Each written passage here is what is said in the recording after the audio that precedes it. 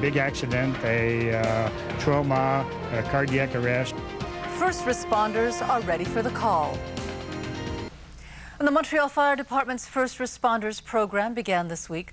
Urgence Santé has trained nearly 200 firefighters to treat medical emergencies.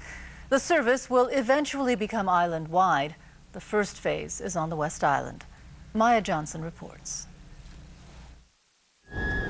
In a medical emergency, every minute counts. That's why the Montreal Fire Department has a new First Responders program.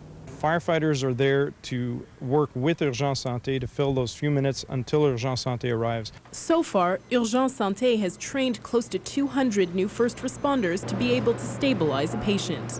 It's 62 hours training in what we call priority 1 situation, life-threatening situation, a big accident, a trauma, a cardiac arrest.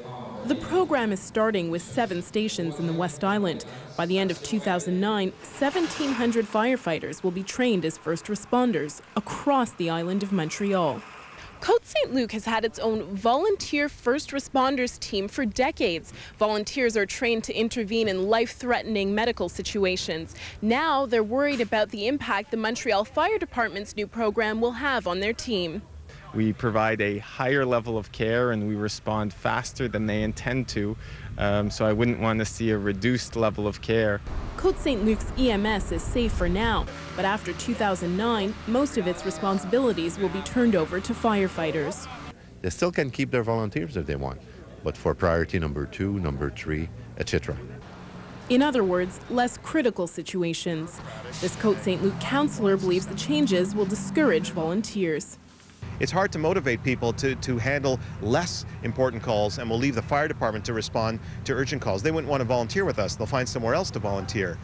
Cote St-Luc is fighting to be an exception to the new rules. But as it stands, within 2 years, first responder firefighters will be the norm everywhere in Montreal. Maya Johnson, CTV News.